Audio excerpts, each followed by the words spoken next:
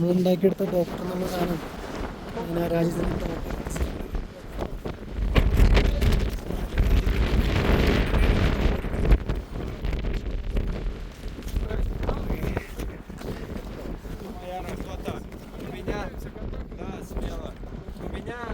എല്ലാവർക്കും നമസ്കാരം. എൻ്റെ അടുത്ത് ഇപ്പോൾ ഇരിക്കുന്നത് ഡോക്ടർ പിയൂസ് എന്ന് പറഞ്ഞു കഴിഞ്ഞാൽ നമുക്ക് പെട്ടെന്ന് അറിയില്ല. പക്ഷേ അദ്ദേഹത്തിൻ്റെ പപ്പയെ പറ്റി പറഞ്ഞു കഴിഞ്ഞിട്ടുണ്ടെങ്കിൽ ചാലക്കുടിക്കാർക്കും കുറ്റിക്കാടുകാർക്കും പെട്ടെന്ന് അറിയാൻ പറ്റും. Davis Kochappu Chalakudy round line travels എന്ന് പറയുന്ന സ്ഥാപനം നടത്തുന്ന ഫേസ് ഓഫ് ദി ഫേസ്ലെസ് എന്ന് പറയുന്ന സിനിമയുടെ PR വർക്കുമായി ജയഫേസുമായിട്ട് ഒത്തിരി പ്രാവശ്യം സഹകരിച്ച ജീവകാരുണ്യ മേഖലകളും സാമൂഹ്യ പ്രവർത്തനങ്ങളിലൊക്കെ ഇടപെടുന്ന ഡേവിസ് കൊച്ചാപ്പു, കുറ്റിക്കാട് ലയൺസ് ക്ലബിൻ്റെ പ്രസിഡന്റ്. അങ്ങനെയുള്ള ഡേവിസ് കൊച്ചാപ്പേൻ്റെ മകനാണ് ഡോക്ടർ പിയൂസ്. ഞാനിപ്പോൾ അദ്ദേഹത്തെ പരിചയപ്പെടുന്നത് വളരെ യാദൃശ്ചികമായിട്ടാണ്. അദ്ദേഹം ഒരു MBBS പഠനം കഴിഞ്ഞ് നിൽക്കുന്നൊരു ഡോക്ടർ എന്നതിനേക്കാൾ ഉപരി ഒരു പർവ്വതാരോഹകനാണ്. ഡോക്ടറും പർവ്വതാരോഹകനും അജഗജാന്തരം വ്യത്യാസമല്ലേ? തീർച്ചയായിട്ടും ആ കഥയാണ് ഇപ്രാവശ്യം ജയഫേസ് നിങ്ങളെ പരിചയപ്പെടുന്നത്. നന്ദി, നമസ്കാരം. അത് ഇപ്പം എന്ത് പറഞ്ഞത്? ഇത് റഷ്യനിൽ hello everyone good morning എന്ന് പറയുന്ന ഒരു ഡയലോഗാണ്. അപ്പോൾ ഡോക്ടർ ഈ റഷ്യൻ ഭാഷ ശരിക്കും അറിയാം? ഞാനവിടെ MBBS പഠിക്കായിരുന്നു റഷ്യയിൽ. അപ്പോൾ അവിടെ ഒരു 6 കൊല്ലം പഠിച്ചിട്ടുണ്ട്. 5 കൊല്ലം ഓഫ്ലൈനും പിന്നെ 1 കൊല്ലം കോവിഡായിട്ട് പഠിച്ചു. അപ്പോൾ അവിടെ പഠിക്കുന്നതിൻ്റെയും വർക്ക് ചെയ്യുന്നതിൻ്റെ ഇടയിൽ കുറേശ്ശൊക്കെ റഷ്യൻ പഠിച്ച് ഭാഷ പഠിച്ചു. ഇപ്പോൾ പിയൂസിനെ പരിചയപ്പെടുത്തുന്നത് ശരിക്കും പറഞ്ഞിട്ടുണ്ടെങ്കിൽ ഉയരങ്ങൾ താണ്ടിയ ഒരു വ്യക്തിയായിട്ടാണ്. അതായത് ഡോക്ടറും പർവ്വതാരോഹനും.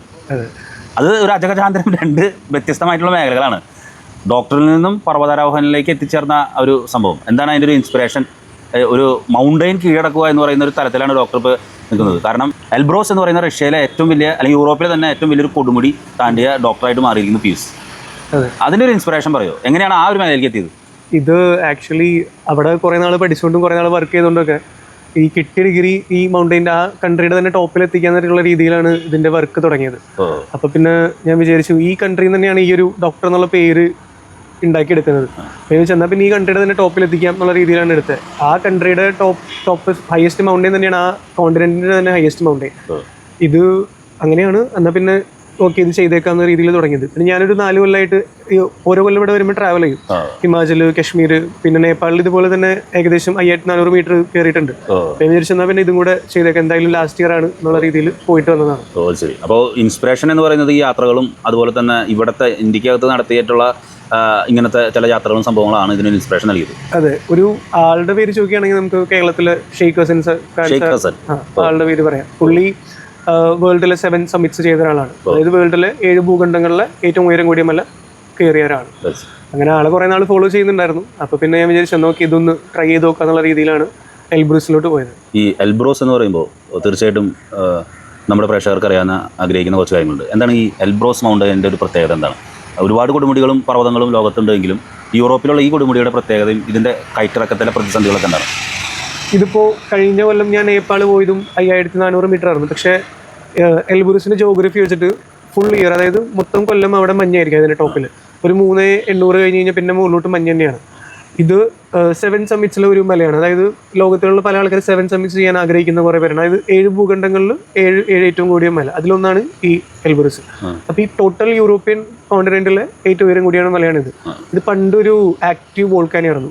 പിന്നെ ഇതിപ്പോൾ ഡീആക്റ്റീവ് ആണ്. ഇതൊരു 2 ഡോം ഷേപ്ഡ് പോലെയാണ്. ഇങ്ങനെ 2 ഡോം ഷേപ്പ് പോലെയാണ് ഇതിന്റെ. ഓരോ ഡോമിന്റെ സൈഡിൽ കൂടെ ഇങ്ങനെ കയറി പോകുന്നത്. അതെ, നമ്മൾ അടുത്തേക്ക് പോകണം, കയറി ഇറങ്ങണ്ട. നമ്മളിത് ഇങ്ങനെ ട്രാൻസ്ഫേഴ്സ് ചെയ്ത് പോയിട്ട് ഇറങ്ങിയിട്ട് പിന്നെ ഇതിന്റെ ടോപ്പിലെത്തണം. അങ്ങനെയാണ് ഇതിന്റെ ഷേപ്പും കാര്യങ്ങളും. അപ്പോൾ ഇതിന്റെ മേലെ ഈ പറഞ്ഞ പോലെ തണുപ്പായതുകൊണ്ട് നമ്മൾ നോർമൽ രീതിയിൽ കയറി പോകാൻ പറ്റില്ല. പിന്നെ നേപ്പാളിയും ഇപ്പം നോർമൽ ഡ്രസ്സും കാര്യങ്ങളൊക്കെ ആയിരുന്നു. ഇതിനാണെന്നുണ്ടെങ്കിൽ നമുക്ക് പ്രോപ്പറായിട്ട് ഈ ഐസ് ക്രാമ്പോൺ എന്ന് പറഞ്ഞാൽ മുള്ളു പോലെ ഇരിക്കും ബൂട്ടിന്റെ അടിയിൽ.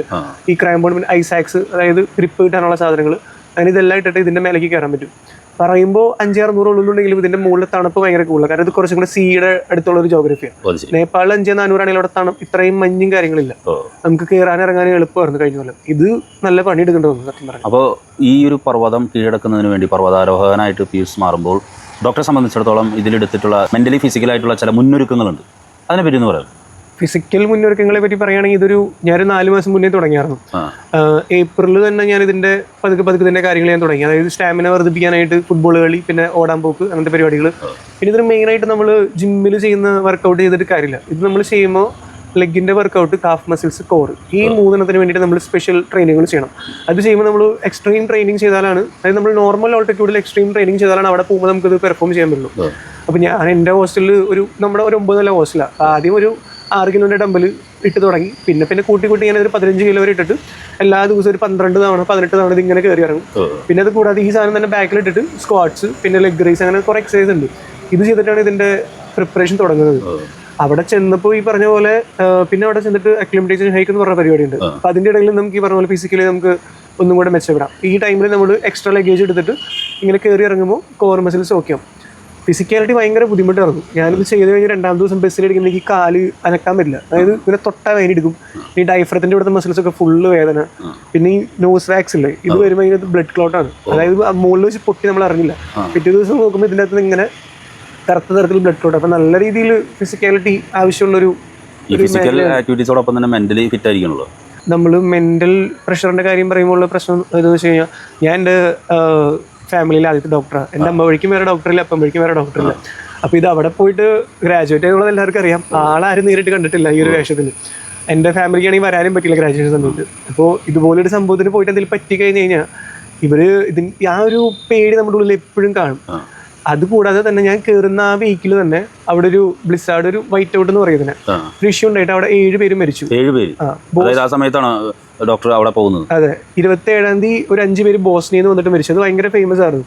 അതുകൂടാതെ വേറെ 2 പേര് മരിച്ചു. പിന്നെ അതേ സെയിം വീക്കിൽ തന്നെ വേൾഡിൽ നല്ല ഫേമസ് ആയിട്ടുള്ള നിംസ്ഡേ എന്ന് പറഞ്ഞൊരു പുള്ളിയുണ്ട്. പുള്ളി നേപ്പാളിലെ ടോപ്പ് മൗണ്ടനിയറിംഗ് ആണ്. അതായത് ഞാനിപ്പോൾ കയറിയത് ഒരു 6000 മീറ്ററിന്റെ അടുത്തുള്ളതാണ്. പുള്ളി 8000 മീറ്ററുകൾ ഇങ്ങനെ എവറസ്റ്റ് കയറും.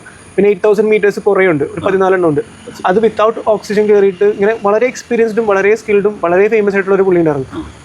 ആ പുള്ളിയും ഈ സെയിം വീക്കിൽ മരിച്ചു. അപ്പോൾ ഈ ഒരു ഫീൽഡിലുള്ള എല്ലാവരും ഇങ്ങനെ ഞെട്ടിത്തിരിച്ചിരിക്കുന്ന ഒരു സമയമാണ്. ഞാനും ആക്ച്വലി ഇങ്ങനെ എന്താ പറയുക, ഇതിനി പോകണോ, എന്താ ചെയ്യേണ്ടത്, ഈ പറഞ്ഞ പോലെ ഫാമിലിയുടെ ചെറിയൊരു പ്രഷർ, ഈ ആൾക്കാർ മരിക്കുക, പിന്നെ ഇതാണ് ഇതിൻ്റെ ഒരു മെൻ്റൽ സിറ്റുവേഷൻ. ഇതാണ് നമുക്ക് അവിടെ ചെന്ന് കഴിയുമ്പോൾ നമുക്ക് ഭയങ്കരമായിട്ട് പേടിയും. പിന്നെ ഞാൻ കയറിയ ടൈമിലുള്ള വിൻഡ്, നോർമലി ആൾക്കാർ 30-ന് മേലെ വിൻഡ് ഉണ്ടെങ്കിൽ കയറില്ല. ഞാൻ കയറിയപ്പോൾ ഉള്ള വിൻഡ് 35 ആണ്. 35 വിൻഡും സ്നോയും. വിൻഡും ഈ പറഞ്ഞ പോലെ ഒരു ഇഷ്യൂ ആയിരുന്നു. അപ്പോൾ ഇങ്ങനത്തെ കുറേ മെൻ്റൽ ഇഷ്യൂസ് ഉണ്ട്. നമ്മളത് ഈ പറഞ്ഞ പോലെ അവിടെ ചെന്നിട്ട് ഇത് കാണുമ്പോൾ തിരിച്ച് ഇറങ്ങാൻ തുടങ്ങി കഴിഞ്ഞാൽ പിന്നെ കേരളം ഉണ്ടാവില്ല. ഇത് തീർച്ചയായിട്ടും ഈ ഒരു ട്രക്കിങ്ങിന് ഡോക്ടർ ഒരുങ്ങുമ്പോൾ തീർച്ചയായിട്ടും ഇതിൻ്റെ ആരംഭവും അവസാനമുണ്ട്. ഈ 2 പോയിന്റുകൾക്കിടയിൽ ഡോക്ടർ അനുഭവിച്ച ഒരുപാട് യാഥാർത്ഥ്യങ്ങളുണ്ടാവും. പകച്ചു നിന്ന് പോയ സംഭവങ്ങൾ, അങ്ങനെയൊക്കെയുള്ള കാര്യങ്ങളുണ്ടാവും. അങ്ങനെയുള്ള വെല്ലുവിളികൾ എന്തായിരുന്നു യഥാർത്ഥത്തിൽ? സത്യമായിട്ട് ആദ്യമായിട്ട് പകച്ചത് ഈ പറഞ്ഞ വിൻഡ് കണ്ടപ്പോഴാണ്. ആക്ച്വലി ഞാൻ ഡേറ്റ് നോക്കി പോകുമ്പോൾ 3 ദിവസം മുന്നേ നമ്മൾ ഡേറ്റ് നോക്കും, പക്ഷെ അത് ആക്ച്വലി നിൽക്കാറില്ല. മിക്ക ടൈമും ഒരു വൈകിട്ട് 4 മണിയാകുമ്പോൾ നമ്മൾ വെതർ ഫോർകാസ്റ്റ് നോക്കുക, പിന്നെയാണ് നമുക്ക് അറിയാൻ പറ്റില്ല ഇതായിരിക്കും എന്നുള്ള രീതിയിൽ. ഞാൻ 3 ദിവസത്തെ ഡേറ്റ് എടുത്ത് നോക്കി പോയപ്പോൾ 3 ദിവസം മുന്നത്തെ ഫോർകാസ്റ്റ് നോക്കി പോയപ്പോൾ അത് ഓക്കെ ആയിരുന്നു. 15-25 ആയിരുന്നു വിൻഡ് മാറിയപ്പോഴാണ് ആദ്യത്തെ ഒരു പറഞ്ഞ പോലെ കൈകാലം വരയ്ക്കാൻ തുടങ്ങിയത്. പിന്നെ അവിടെ എത്തിക്കഴിഞ്ഞപ്പോൾ സമ്മിറ്റ് പുഷ് എന്ന് പറയും. സമ്മിറ്റ് പുഷിൻ്റെ ടൈമിൽ നമ്മൾ അക്ലിമറ്റൈസേഷൻ ഹൈക്കുകൾ ഇങ്ങനെ ചെയ്തുകൊണ്ടേയിരിക്കും. ഇത് മൊത്തത്തിലൊരു 8-9 ദിവസം നീണ്ടുന്നൊരു സംഭവമാണ്. അപ്പോൾ ഈ സമ്മിറ്റ് പുഷിൻ്റെ നൈറ്റ് ആകുമ്പോൾ അതിൻ്റെ പിറ്റേ ദിവസം തലേന്ന് നമ്മൾ ഫുൾ ഡേ റെസ്റ്റ് എടുക്കും. അത് കഴിഞ്ഞിട്ട് നമ്മൾ അങ്ങോട്ട് നമ്മൾ സ്നോ ബൈക്ക് എന്ന് പറഞ്ഞ ഇതുണ്ട്, അതിനകത്ത് ഒരുവിധം ഹൈറ്റ് വരെ കൊണ്ടുവന്നാക്കിയിട്ട് പിന്നെ നമ്മൾ തന്നെ സ്വന്തമായിട്ട് കയറണം. കൂടെ ഗൈഡുണ്ട്. ഇവരിത് കൊണ്ടുവന്ന് വിട്ട സ്ഥലം തന്നെ ഒറ്റയടിക്ക് ഇങ്ങനെ വെർട്ടിക്കൽ ഹൈറ്റ് ആയിരുന്നു. ഞാൻ ചെയ്ത അക്ലിമറ്റൈസേഷൻ ഹൈക്കൊന്നും ഇത്രയും കുത്തനെയുള്ളൊരു ഹൈക്കായിരുന്നില്ല. ഇത് കണ്ട വഴി തന്നെ എൻ്റെ കിളി പോയി. ഇവർക്ക് ഗൈഡുകൾക്ക് ആൾക്കാർക്ക് ഇവർക്ക് ഇത് കയറി നല്ല പരിചയമുള്ളതുകൊണ്ട് ഇവരുടെ അഡാപ്റ്റേഷൻ നല്ലതാണ് ഓക്സിജനായിട്ട്. ഇത് കണ്ടപ്പോൾ പെട്ടെന്ന് എനിക്ക് ഇത് എന്നെ കൊണ്ട് പറ്റുമോ എന്നുള്ള രീതിയിൽ അതൊരു 2ാമത്തെ റെഡിയായിരുന്നു. പിന്നെ ഇതിൻ്റെ ഇടയിൽ കുറേ സമ്മിറ്റിൻ്റെ ഇടയിൽ ഒരു ഇഷ്യൂ ഉണ്ടായെന്നുള്ളത്, ഞാൻ 2 തവണ സ്ലിപ്പായി. അതായത് തിരിച്ചിറങ്ങിക്കൊണ്ടിരിക്കുന്ന സമയത്ത് കെട്ടിയിരിക്കുന്ന റോപ്പ് ബാക്കിലുള്ളൊരു പുള്ളി വീഴാൻ പോയപ്പോൾ ആൾ പിടിച്ച് വലിച്ചു. ഈ റോപ്പ് വന്നിട്ട് എൻ്റെ മേത്ത് ഇടിച്ചു. ഞാൻ വീഴാൻ പോയി. എൻ്റെ ഈ പറഞ്ഞ ക്രാം പൗൺസിലെ മുള്ളു പോലെ അത് തമ്മിൽ കൂട്ടിയിടക്കിയിട്ട് ഞാൻ വീണ്. പക്ഷേ എൻ്റെ റോപ്പായിട്ട് കണക്റ്റഡ് ആയതുകൊണ്ട് താഴത്തോട്ട് പോയില്ല. അല്ലാന്നുണ്ടെങ്കിൽ ഈ സാധനം നേരെ താഴെ പോയി കഴിഞ്ഞാൽ താഴെ വലിയ വലിയ പാറകളാണ്, അതിന് പോയി ഇടിക്കും. നമ്മൾ വീഴുന്നതും ഈ പറഞ്ഞ പോലെ 2 ടൈപ്പാണ്. നമ്മൾ ബാക്ക് അടിച്ച് വീഴാണെന്നുണ്ടെങ്കിൽ വലിയ കുഴപ്പം. ഇത് നല്ല പാഡിംഗ് ഒക്കെ ഉണ്ട്. ബാക്ക് അടിച്ച് വീഴാൻ നമുക്ക് സെൽഫ് അറസ്റ്റ് എന്ന് പറയും. അത് വെച്ചിട്ട് കുത്തി നിർത്തി നിൽക്കാം. പക്ഷെ നമ്മൾ ഈ പറഞ്ഞ പോലെ ഇങ്ങനെ വീഴാണ്, സൈഡ് തെറ്റിക്ക് വീഴാണെന്നുണ്ടെങ്കിൽ നമുക്കിത് ചെയ്യാൻ പറ്റില്ല. കാരണം നമ്മുടെ കയ്യിൽ നിന്ന് ഈ സാധനം തെറിച്ച് പോവുകയും ചെയ്യും. ഇത് ഈ പറഞ്ഞ ഐസാക്സ് വെച്ചിട്ട് നമുക്ക് നിൽക്കാൻ പറ്റില്ല. അങ്ങനെ ഒരു തവണ വീണിട്ടുണ്ട്. പിന്നെ ലാസ്റ്റ് പോയിന്റ് എത്തിയപ്പോൾ ഈ പറഞ്ഞ പോലെ 2ാം തവണ ഒരു തവണ വീണു. അത് ഈ പറഞ്ഞ പോലെ നമ്മുടെ ഈ ഒരു ബോഡി പോസ്റ്റർ കറക്റ്റ് ആണെന്നുണ്ടെങ്കിൽ നമ്മൾ വീഴുമ്പോഴും കുഴപ്പമില്ല. നമ്മൾ ഈ പറഞ്ഞ ഹൈറ്റിൽ പോകുമ്പോൾ ഓക്സിജൻ കുറഞ്ഞു കഴിയുമ്പോൾ നമ്മുടെ ബ്രെയിൻ വർക്ക് ചെയ്യില്ല, ബോഡി പോസ്റ്റർ പോവും, കണ്ണ് സ്വന്തമായിട്ട് അടഞ്ഞു പോവും. അങ്ങനത്തെ ഇഷ്യൂസ് ഉണ്ടാകുമ്പോഴാണ് ഈ പറഞ്ഞ പോലെ ഇത് വളരെയധികം പ്രശ്നമാകുന്നത് ഇങ്ങനത്തെ ഇഷ്യൂസിലാണ്. ഓക്സിജൻ കുറഞ്ഞു പോവുക, ഫോക്കസ് കുറയുക. സ്വാഭാവികമായിട്ടും ഈ ഉയരങ്ങൾ താണ്ടാൻ ആഗ്രഹിക്കുന്ന ആളുകൾ ലോകത്തിന്റെ പല ഭാഗങ്ങളിൽ ഇരിക്കുന്നുണ്ട്. കേരളത്തിലുണ്ടാവും. എൽബ്രോസ് എന്ന് പറയുന്ന ഒരു മൗണ്ടെയിൻ അത് താണ്ടാൻ വേണ്ടി ഒരു ശരാശരി മലയാളിക്ക് അയാൾ എന്താണ് ചെയ്യേണ്ടത്? അയാൾക്ക് എത്ര രൂപ ചിലവ് വരും? ഇത് നമുക്ക് സുരക്ഷിതമായിട്ട് ഇത് കയറി പോകാൻ വേണ്ടിയിട്ടുള്ള മറ്റ് കാര്യങ്ങൾ എന്തൊക്കെയാണ്, അതിനെപ്പറ്റി പറയാം. ചിലവ് ചോദിച്ചു കഴിഞ്ഞാൽ ഇപ്പം ഞാൻ പറഞ്ഞ ഷെയ്ഖ് ഹസൻ സാറല്ലേ, പുള്ളിയുടെ ഒരു ടീം ഇവിടുന്ന് പോയായിരുന്നു, ഒരു 8 ആളുടെ ടീം, 8 ആള് 3 ഗൈഡ് എന്നുള്ള രീതിയിൽ. ഞാനിപ്പോൾ അവരായിട്ട് സംസാരിച്ചപ്പോൾ അവർ ടിക്കറ്റ് പിന്നെ അങ്ങനത്തെ കാര്യങ്ങളൊക്കെ ആയിട്ട് അവർക്ക് 4 ലക്ഷമാണ് ചിലവായത്. ഇത് നോർമൽ ഒരു പേഴ്സൺ ചുമ്മാ ടൂറിസ്റ്റ് വിസ എടുത്തിട്ട് ചെന്ന് കഴിഞ്ഞാൽ കയറാൻ പറ്റില്ല. നമ്മൾ ഇതിന് വേണ്ടിയിട്ട് സ്പെഷ്യലായിട്ട് നമ്മൾ അവിടുത്തെ ഒരു റഷ്യയിലൊരു ടൂർ ഏജൻസി നമ്മൾ അവിടെ നിന്ന് ഇൻവൈറ്റ് ചെയ്യണം. അപ്പോൾ അതിൻ്റെ ഇൻവൈറ്റ് ചെയ്യുമ്പോൾ നമ്മളിത് ഇമിഗ്രേഷനിൽ ഇവരുടെ ഇൻവിറ്റേഷൻ കാണിച്ചു കൊടുത്തു കഴിയുമ്പോൾ നമുക്ക് ഇങ്ങനെ പോവാം. ഇത് അത്ര എന്താ പറയുക റെസ്ട്രിക്റ്റഡ് ഏരിയ അല്ല, പക്ഷേ ഇത് പോകണമെന്നുണ്ടെങ്കിൽ ഒരു സ്പെഷ്യൽ പെർമിറ്റുകളും കാര്യങ്ങളെല്ലാം വേണം. പിന്നെ ഇവർ തന്നെ നമ്മുടെ കൂടെ ഉണ്ടാവും. പിന്നെ അവിടെ ചെന്ന് രജിസ്ട്രേഷൻ അങ്ങനെ കുറേ ഇഷ്യൂസ് ഉണ്ട്. അപ്പോൾ ഇവിടുന്ന് ഇപ്പോൾ ഒരാൾ പോകുകയാണെന്നുണ്ടെങ്കിൽ അവർക്ക് ഇവിടുന്ന് ഒരു ഏജൻസി വഴി പോകുന്നതായിരിക്കും എന്തുകൊണ്ടും നല്ലത്. ഞാൻ പിന്നെ അവിടെ തന്നെ പഠിച്ചതായതുകൊണ്ടും എനിക്കും ആക്ച്വലി ഇഷ്യൂസ് ഉണ്ടായിരുന്നു. ഞാനിത് ആദ്യം എൻ്റെ ഡീൻ സർവീസിൽ, നമ്മൾ എവിടെ പോയാലും ഡീൻ സർവീസിൽ പറയണം. ഞാൻ എൻ്റെ ഡീൻ സർവീസിൽ പറഞ്ഞപ്പോൾ അവർ പറഞ്ഞു നീ ഇത് വെയിറ്റ് ചെയ്തിട്ട് നാളെ വരാൻ പറഞ്ഞു. നോർമൽ എല്ലാ പിള്ളേർക്കും 3 മിനിറ്റ് കൊണ്ട് സൈൻ കിട്ടി അവർ വീട്ടിൽ പോയി. ഞാൻ അവിടെ ചെന്നപ്പോൾ അവർ അന്ന് ആദ്യം 15 മിനിറ്റ് ഇങ്ങനെ അന്തം വിട്ടോടെ നിൽക്കണം. കാരണം അവിടെ നിന്ന് ആരും ഇതുവരെ ഈ സാധനം കയറിയിട്ടില്ല.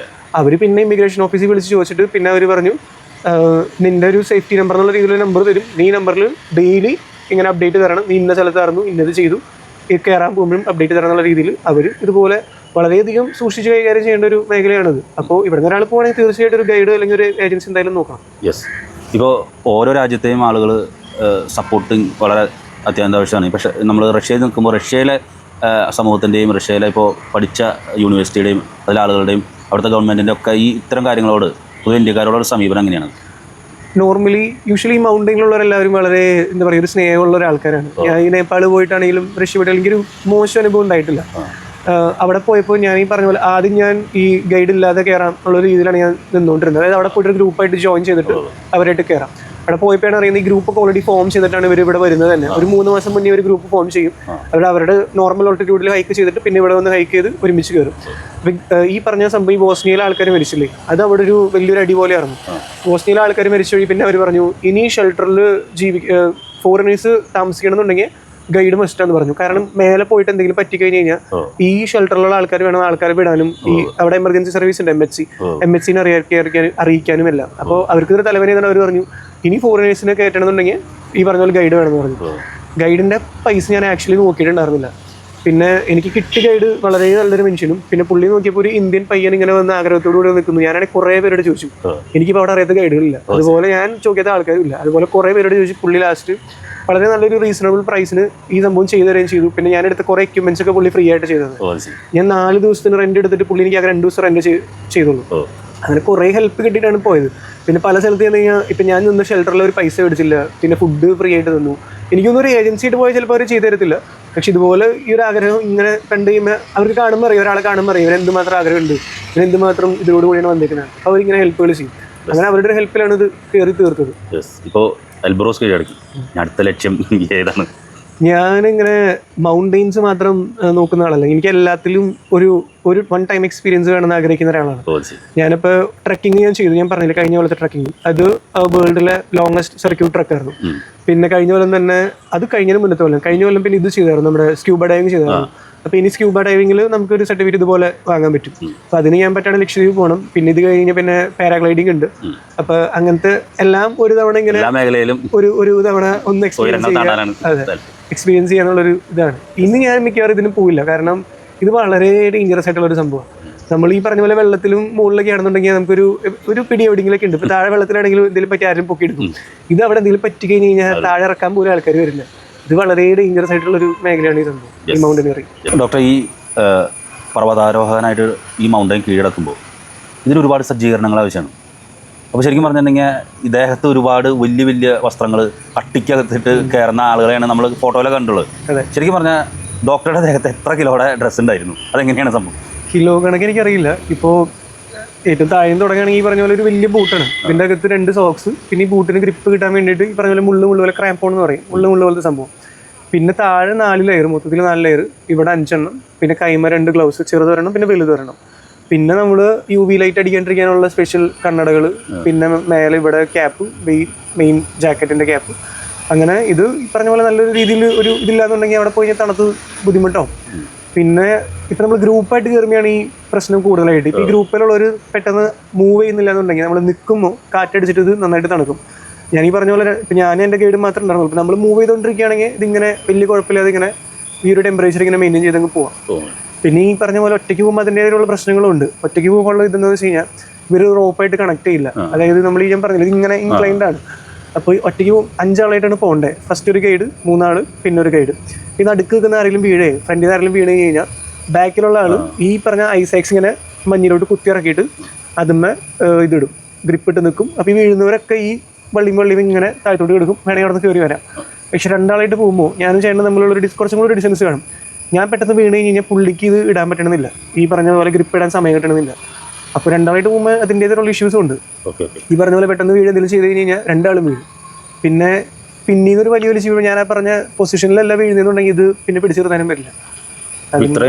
ഇത്രയും പ്രതിസന്ധികളെ തരണം ചെയ്ത് ഈ ടോപ്പിലെത്തി കഴിഞ്ഞപ്പോൾ അതൊരു വല്ലാത്തൊരു സംഭവമുള്ളൂ. അവിടെ മുകളിൽ ഏറ്റവും ടോപ്പിലെത്തി. അപ്പോൾ ആ ഒരു വികാരം എന്തായിരുന്നു? ഞാൻ സത്യം പറഞ്ഞാൽ ഞാൻ ഭയങ്കര ഇമോഷണൽ ആയിട്ട് ഒരാളാണ്. ഞാൻ പെട്ടെന്ന് കരയും.